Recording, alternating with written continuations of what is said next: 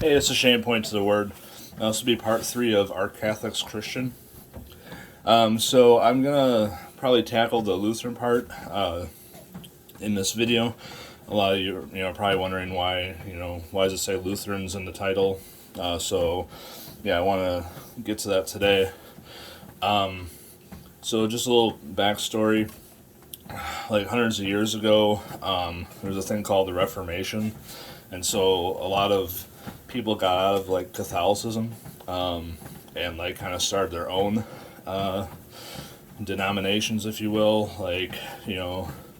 or I guess people can, people made denominations, as well, because there's quite a few, John Calvin, Martin Luther, and there's more, but I don't necessarily now agree with even falling into those camps either. I try not to get into denominations or being a part of it, or what I mean, a lot of people who oppose Catholicism are like, oh, we're Protestant, or whatever. I don't consider myself like anything but a follower of Christ. That's I don't want to be labeled personally, and then also like I feel like then you basically have to like defend a lot of basically just like traditions. You know what I mean? If for instance, if you're a Lutheran, then what I mean, then people can quote to you like, oh yeah, well, Martin Luther said this or Martin Luther did that, and like what I mean, then you're like, it all comes down to like you can't serve two masters kind of thing, like, and you're gonna be like wanting to basically because like, okay, I serve Jesus, but I'm a Lutheran, so don't talk bad about Martin Luther. You know what I mean? So you almost want to like have to like choose sides, and I don't want to even want to be in that predicament. So, but scripturally, the reason I don't personally get into denominations is in First Corinthians. It talks about in chapter 1, verse, we'll start at like, verse, I'll start at verse 12. So it says, now this I say, that every one of you says, I am of Paul, or I am of Apollos, or I of Cephas, and I of Christ. And then the main verse follows in verse 13. Is Christ divided? Was Paul crucified for you? Or were you baptized in the name of Paul? So I just want to include that because I think it's pretty important. And that's the thing. Like, is Christ divided? I don't want to get into all that. I don't want to be in that situation basically. So, but yeah, as far as like Lutherans, I was raised Lutheran, and very ignorant. Like, I didn't know anything about it. Like, I when I was younger, I just remember hating church. Like, I didn't know.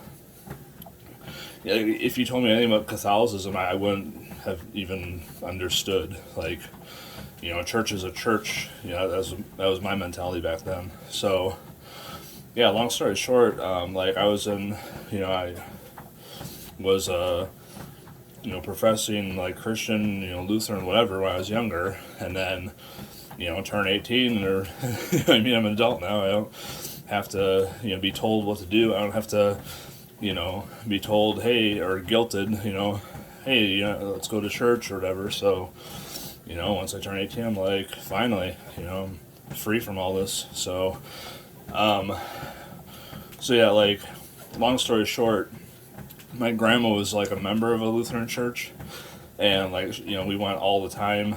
Like she went all the time, I should say. And then I feel like she would drag me to it.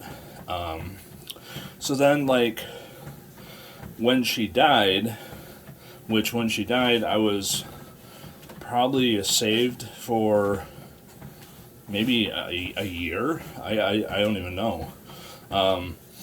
but like I started learning about Catholicism and like what was wrong with it. Like not to the extent of what I know now, but I started learning a little bit. And so when she died, her service was, obviously in that church. And so when I come in there, like I'm seeing like all these symbols and like just all this stuff, like their pastors like dipping his finger in like a basin of water and doing the sign of the cross, which I don't even want to do. And like, and I remember like we had the catechism like when we were younger. I don't remember what was in it. Like I said, I didn't pay attention back then, but I remember like we had like a little booklet, like a catechism. And so I'm seeing all these things. I'm like, oh my goodness, like, and and you'd have like a white collar, you know what I mean? So, and yeah, like I start seeing all this stuff. I'm like, oh my goodness, like, I can't believe, that this was right in front of me this whole time. Like I had no discernment, I had nothing, and so, yeah, like that's my Lutheran experience, and it just now. I don't know, like just coming back to that, a church building, all these years later, I was, so surprised, like, what was in there and what I never knew. So, I want to talk about probably two more things. So Lent is coming up. They, celebrate, Easter, Passover, whatever, that's coming up. And so they do like 40 days of like, I don't even know what you call it. Like, they do like 40 days of Lent. And so they talk about like praying, fasting, and almsgiving or something like that. So you've probably seen like people with like, and they have Ash Wednesday as well. And so you've probably seen people with like these little ash like crosses like on their forehead, or like seen pictures or something. And so I just want to put some scripture on that, because Jesus actually says do the opposite of what is actually happening in the Catholic churches or in the systems and all that. And so this comes from Matthew 6, chapter 6, verse 16. Moreover, when you fast, be not as the hypocrites, of a sad countenance. I think that means like an appearance, so of a sad appearance. For they disfigure their faces, that they may appear unto men to fast. Verily I say unto you, or truly I say unto you, they have their reward. So basically, Jesus says, like, all the stuff that you do, basically, do it in secret, like, if you can. And, what I mean, like, don't, like in the Bible, it says, like, don't blow your trumpet, like, I mean, like, just announcing it to the world, like, hey, did you see what I did? Like, do your stuff in, stuff in secret, and, if you want to fast, if you feel like doing that. I mean, first off, like, in the Catholic system, it's basically constraining you to do it, you know what I mean? Like, I don't know, like, when I read the Bible now, it's basically all choice. Like, if you want to do some, do it. Like, don't be a stumbling block, and don't, force, other people to do stuff. So, and the last thing I want to talk about, it comes from Canon 752, and so that's like official Catholic teaching. So you always hear about like cults, like, there's a whole bunch of like, series on like, Netflix, or, like things that are, really popular, like cult leaders and stuff like that. So you always hear about like cult leaders, how they're, manipulative, and how, they basically, like force you to do stuff, and, they want your focus to be on them, and, they want you to be followers of them, and, just mainly manipulation.